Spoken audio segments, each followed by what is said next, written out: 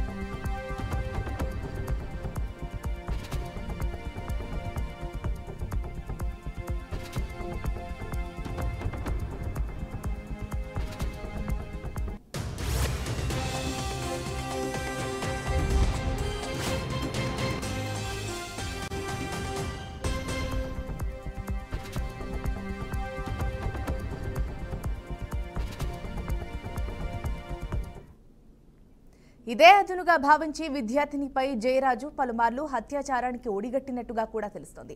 అయితే పీరియడ్స్ రావడం లేదని హాస్పిటల్కి తీసుకెళ్లగా 5 నెలల గర్భవతి అని వైద్యురాలు నిర్ధారించారు.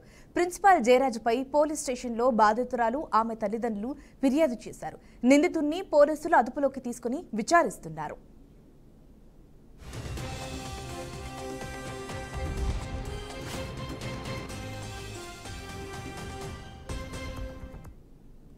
ఇక ఈ ఘటనకు సంబంధించి పూర్తి సమాచారం మా ప్రతినిధి వెంకట్ అందిస్తారు.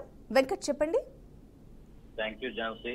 రాయవరం మండలం మాచవరం గ్రామంలో చాలా దారుణం చోటు చేసుకుందని చెప్పుకోవచ్చు. 9వ తరగతి చదువుతున్న మైనర్ బాలికపై ఆ స్కూల్ కరెస్పాండెంట్ అయినటువంటి జయరాజు గత 4 నెలలుగా అత్యాచారం చేసి ఆమె గర్భవతిని చేసిన ఘటన వెలుగులోకి వచ్చింది. 3 నెలలుగా ఆ మైనర్ బాలికకు పీరియడ్స్ రాకపోవడంతో బాలిక తల్లి ఆసుపత్రికి తీసుకెళ్లి వైద్య పరీక్షలు నిర్వహించగా 3 నెలల గర్భవతిగా వైద్యులు చెప్పారు. దీంతో అవాక్కైన ఆ బాలిక తల్లి స్థానిక పోలీస్ స్టేషన్ లో రాయవరం పోలీస్ స్టేషన్ లో ఫిర్యాదు చేశారు. ఆ ఫిర్యాదు మేరకు పోలీసులు కేసు నమోదు చేసి దర్యాప్తు చేస్తున్నారు. అయితే ప్రస్తుతం ఎవరైతే మోడర్న్ స్కూల్ కి సంబంధించిన ప్రిన్సిపాల్ ఉన్నారో కరెస్పాండెంట్ జయరాజు పరారులో ఉన్నట్టు తెలుస్తుంది. ఆయన కోసం పోలీసు ప్రత్యేక బృందాలు కూడా గాలిస్తున్నట్టు తెలుస్తుంది. అదేవిధంగా అంబేద్కర్ కోనసీమ జిల్లా డిఈఓ సలీం బాషా పాఠశాలలో ప్రస్తుతం తనిఖీలు చేపట్టారు. ఏదేమైనప్పటికీ కూడా చాలా దారుణం అని చెప్పొచ్చు. 9 ఏళ్ల మైనర్ బాలికపై విద్యా బుద్ధులు నేర్పాల్సిన గురువే ఇటువంటి అగాత్యానికి పాల్పడటం తీవ్ర సంచలనం రేపింది ఈ ప్రాంతంలో. దీనికి సంబంధించి ఈ మహిళా సంఘాలు అదేవిధంగా మానవ హక్కు సంఘాలు కూడా పెద్ద ఎత్తున నిరసన తెలుపుతున్న పరిస్థితి ఉంది. నిందితుడిని కఠినంగా శిక్షించాలని కూడా వారు డిమాండ్ చేస్తున్నారు. ప్రస్తుతానికి నిందితుడు పరారిలో ఉన్నప్పటికీ కూడా ప్రత్యేక పోలీసు బృందాలు గాలిస్తున్నాయి అతని కోసం. అయితే స్కూల్ కు సంబంధించి రిజిస్ట్రేషన్ రద్దు చేసే అవకాశాలు ఉన్నాయని కూడా విశ్లేషకులు చెప్తున్న పరిస్థితి ఉంది ప్రస్తుతం. Thank you Venkat.